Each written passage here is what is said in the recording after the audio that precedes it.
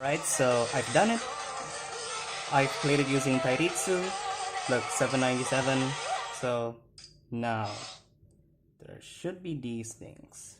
Now, um, I don't know about the sequence and stuff, so I take a look on the Arcaea Discord server, and apparently someone has cracked it. These are requirements. So we're not playing the anomaly like 20 times to unlock it like Fracture Ray and Grievous Lady. This is new. So it's kind of like what they've done on the Hardcore Tanosi collaboration songs, but now it's all this. So I want to pause and show you something. So this is just a screenshot that I got from a line group, and these are the requirements: clear equilibrium with hard gauge, antagonism plus 300 combo, and then play equilibrium, antagonism, and dandelion in sequence, and then put the codes. Now the codes here is where it gets kind of tricky, and if you see that line over at the bottom there, lowest.world/connect, you get into this. This is probably the code, but I have no idea what is this timer. So my guess that this timer counts down to when this website will just show off how do you get this to get the anomaly. And there are some sayings that there are two anomalies, but I'm not sure. So we'll be just uh, assume that there's only one anomaly, and this which is this. All right, let's get back here. So I won't be showing the gameplay. I'm just going to be pausing this and then just continue until I get everything. So, all right. The girl in white and the girl in black cannot reconcile. Good thing I noticed that. So I've seen a couple of people showing that kind of screenshots, so showing that in screenshots, and I just remembered. I'm recording. Alright, so we've done equilibrium with hard gauge. There you go, cleared with a hard skill. Now, antagonism with 300 plus combo. I'll see you after this. Alright, I've got 500 combo. She was more faces the girl she wishes she could befriend. She wants more, okay. That's a reference on their encounter after the story of Adverse Prelude. Oh, 600 combo, that's nice.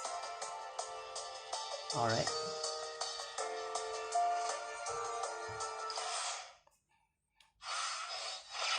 Clear with over 300 max combo. Now, here's the thing. This next requirement over here, it says to play equilibrium, antagonism, and Italian in sequence. Does it count from I play equilibrium with hard gauge on the first one, or do I need it to play all over again?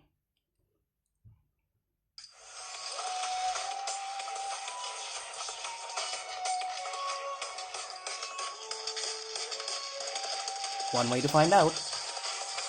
Alright.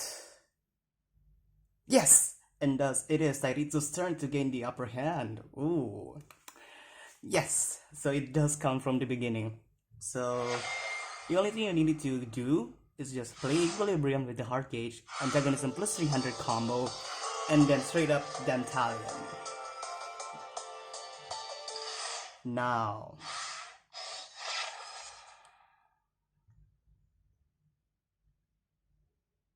Oh yes, it does. It does work. All right. So remember that code from lowest world/connect. It's X D 2. Oh, that's Z. Z D 2 X C F 5. Done. Input.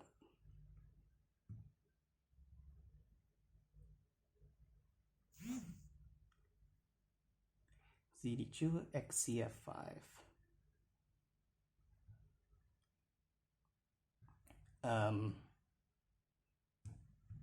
Where do you click? Where do you click? Crap. Oh, there you go. She spares no hesitation. The strike comes in an instant.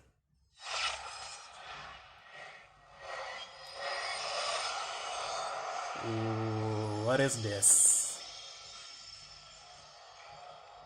There's the cover. Continue.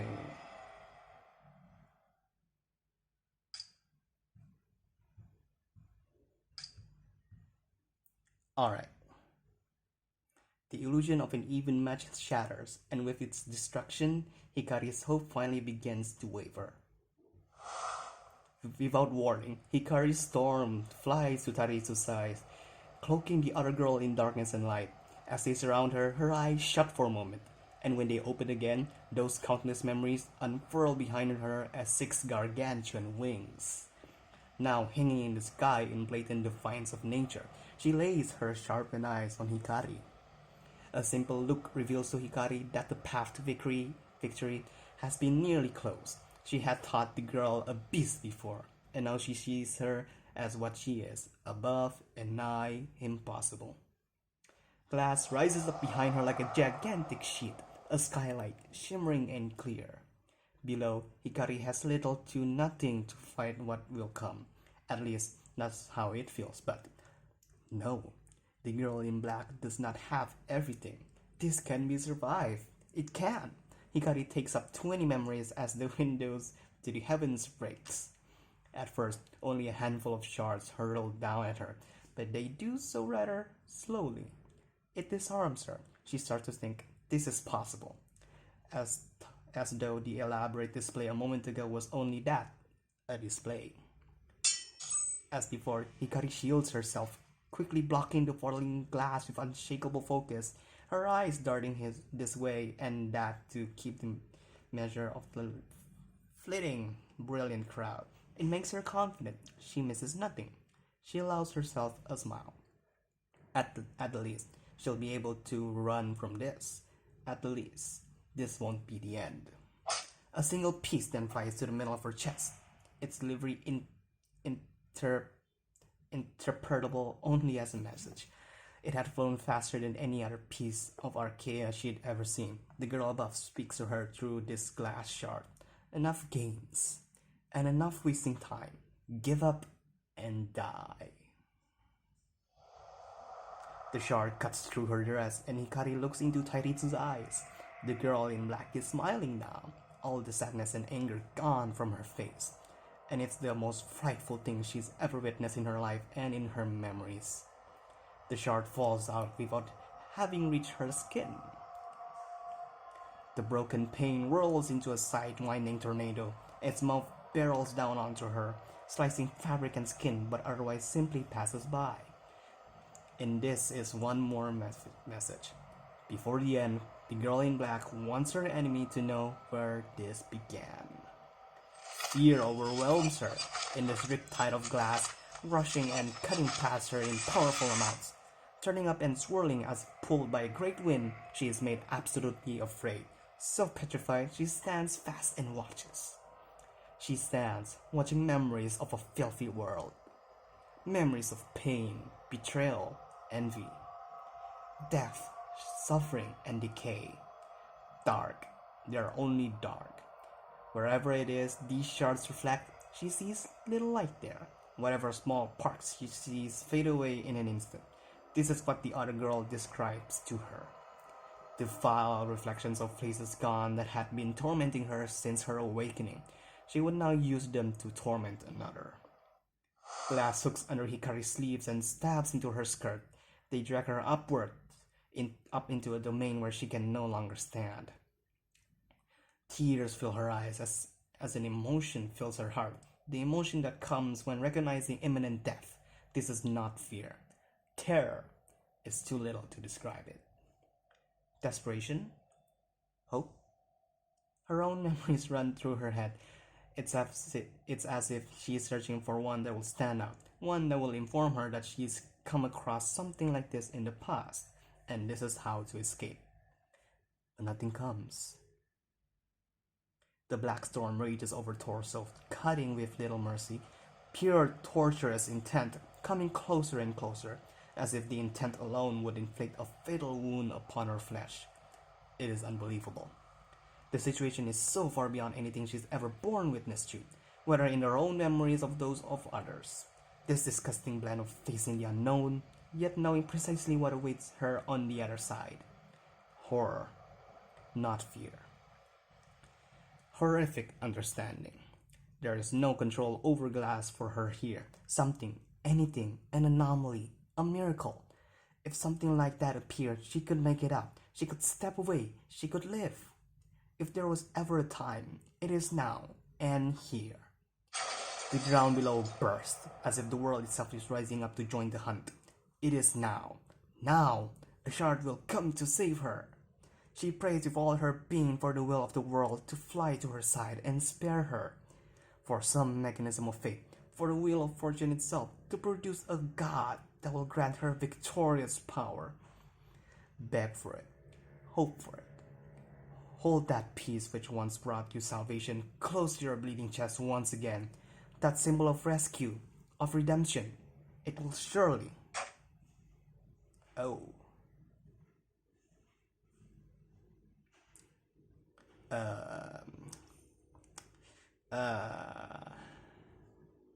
Another shard pierces her body, a hateful stake driving at her heart. It does not reach though, does not strike the heart itself, but it's a message. A final message, it does. One last message from the girl tormenting her. A simple, merciless message. No. The almost lethal blade in Icarius' breast holds the memory of a vast and all-consuming fire. So close to death, her heart thumps, reminding her she's alive. Her pupils shrink to points. Like that memory of flame, her body burns. It burns with a fluid, vicious heat, pain, agony, blood. Her savior's shard falls from her hand as she reaches that hand for the terrible wound. And then a jagged piece of glass whirls out of the tempest and finds the back of that hand. Sound escapes her. Run twice through, her breath has gone as well. Her gaze is steady on the trio of unthinkable sights before her. This reality, horrible and unimaginable as it is, nonetheless is. And so her thoughts, too, begin to vanish. Oh boy. Tempestissimo! Onslaught crescendo. There's no pause button. Oh my god, this is so cool.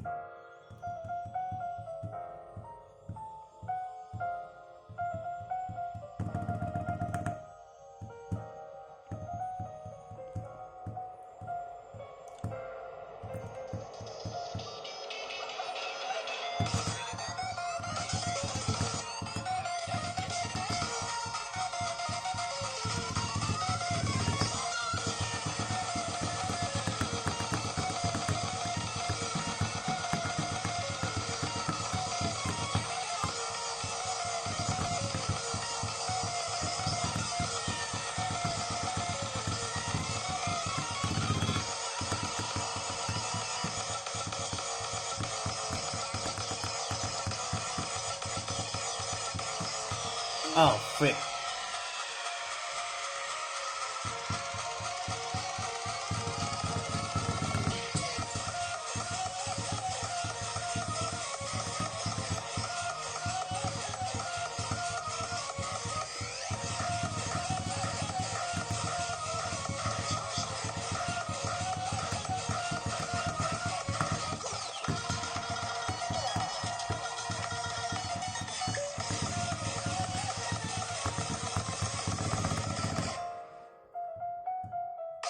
Ooh.